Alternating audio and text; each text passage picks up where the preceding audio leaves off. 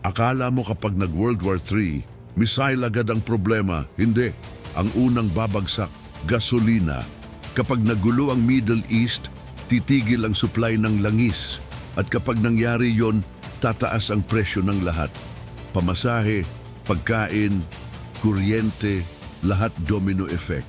At habang ang mga bansa naglalaban, tayo ang unang maapektuhan, hindi sundalo, hindi politiko, kundi ikaw. Kaya ang tanong, handa ka ba kung mangyari to? Hindi para matakot, kundi para mag-isip dahil sabi nga, may wars and rumors of wars bago dumating ang mas malalaking pangyayari. Hindi ito pananakot, babala ito. Kaya sa susunod na makarinig ka ng balita, huwag ka agad matakot. Maghanda ka, mag-obserba ka at manatiling kalmado.